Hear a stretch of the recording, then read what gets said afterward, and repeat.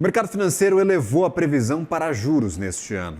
Para repercutir este assunto, falamos agora com Solange Sur, que é colunista do CNN Money. Solange, que prazer tê-la por aqui. Eu não diria nem que é novidade, porque são 15 semanas seguidas de revisão para cima da inflação e 3 a 4 semanas seguidas de revisão para os juros.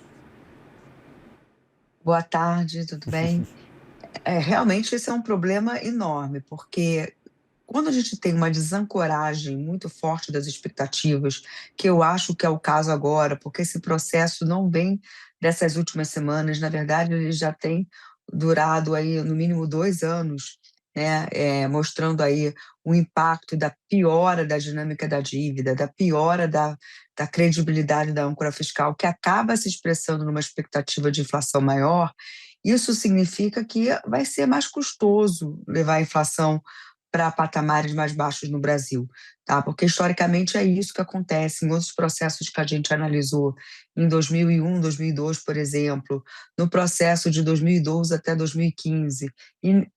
Foi muito custoso trazer a inflação para baixo, porque nesses períodos a expectativa de inflação desancorou fortemente. E eu acho que é um processo que está em curso nesse momento. Agora, Solange, quais são as consequências deste processo? Porque apenas a expectativa de inflação, ela causa prejuízos para a economia do Brasil, aí, para o nosso dia a dia mesmo, para o consumo, para a inflação em si. O que essas expectativas trazem de ruim e de prejudicial para a condução de política monetária do Banco Central? Então, essa é uma boa pergunta, porque parece um pouco abstrato, mas a expectativa ela afeta muito a inflação atual. Porque quando os trabalhadores, os consumidores, os empresários esperam uma inflação que vai permanecer alta ou esperam que a inflação não volte para patamares mais baixos, eles vão demandar salários mais altos, vão colocar um preço maior nos seus produtos, né? E os consumidores vão ter a expectativa de que esses preços vão continuar subindo. Então, isso tudo acaba afetando a inflação, né? Salários mais altos impactam o custo das empresas, as empresas colocando preços mais elevados e esperando uma inflação maior, impacta a inflação. Então, expectativa, em economia tudo, né? A gente diz que expectativa determina as variáveis, em grande parte, nas variáveis contemporâneas. Então, é muito importante ter as expectativas ancoradas. Quando elas estão desancoradas, o trabalho do Banco Central fica mais difícil, porque se todo mundo acredita que a meta não vai ser cumprida, se todo mundo acredita que o processo inflacionário vai continuar se agravando, é como se fosse uma profecia autorrealizável, né? A inflação acaba ficando mais alta pelas ações dos agentes econômicos que esperam que ela fique mais alta. Aquele negócio, né? Tô vendo tudo encarecer, eu vou também reajustar o preço do meu produto. Falar, cara, eu não sei quanto é que eu vou pagar na minha matéria-prima daqui a pouco, tá todo mundo falando de inflação, que tudo vai ficar mais caro.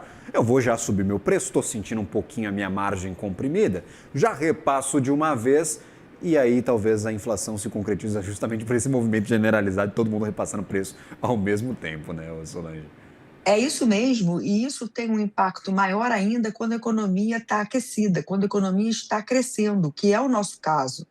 Então, em momentos de desaquecimento econômico, é claro que esse repasse de salários e repasse para preços, na expectativa de que a inflação fique alta, é menor, mas não é o caso atual, né? Então, esse é um grande problema. E no comunicado e na ata do Banco Central, o Banco Central reconhece que a economia está aquecida, está surpreendendo positivamente, principalmente pelos componentes mais cíclicos de demanda.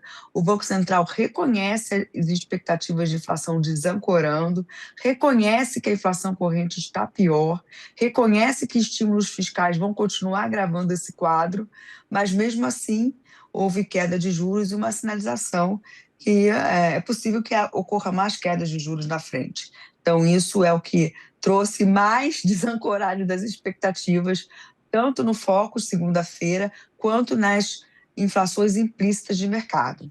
Quando o Banco Central fala que no cenário que eles estão desenhando de trazer inflação para a meta lá em 2027, eles precisariam de uma trajetória alternativa, que não está no Focus, não está na pesquisa pré-Copom e que causaria trimestres seguidos de inflação abaixo da meta, O Banco Central está dando uma sinalização que jogou a toalha de colocar essa inflação na meta em 2027. Não é possível, talvez, porque isso causaria trimestres seguidos de inflação abaixo da meta, talvez crescimento reduzido, estagnação. Essa é a leitura que o que a gente precisaria fazer seria prejudicial demais para a nossa economia, ou Solange?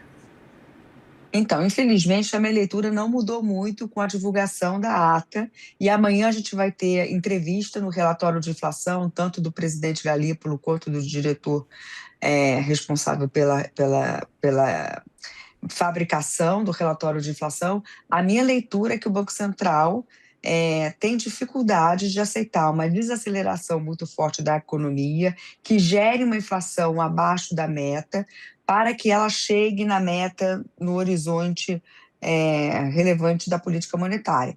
E essa sinalização é negativa, porque a meta é a inflação. E se a inflação precisa ficar no centro da meta, ela precisa, ao longo do tempo, em alguns momentos, ficar abaixo da meta. E não só sempre acima da meta, porque se ela fica sempre acima do centro da meta, ela nunca vai chegar no centro da meta.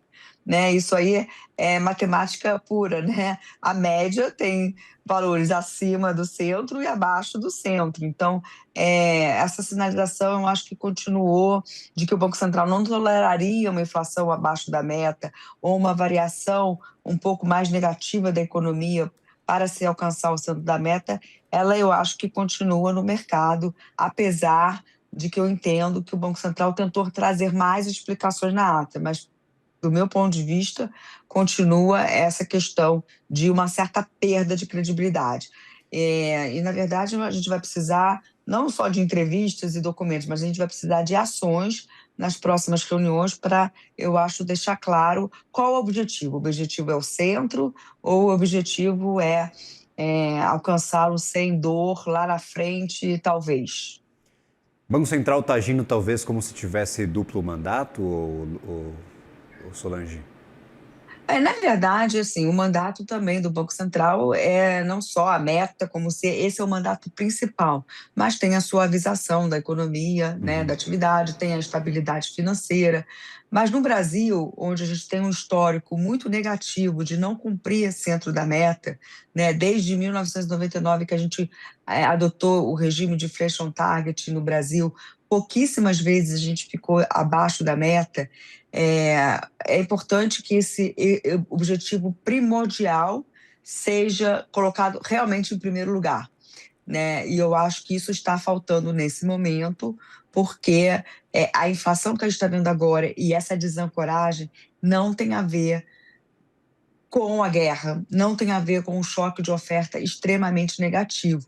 Tem a ver com uma economia aquecida, que está crescendo acima do seu potencial Querem que eu desde já explique? faz 3 anos, né? E tem a ver com a política fiscal bastante expansionista. Perfeito. Falamos com Solange Sur, que é colunista aqui do CNN Money. Obrigado por nos ajudar a entender essa situação em que o Banco Central está, essa preocupação com a inflação. Até uma próxima. Até a próxima.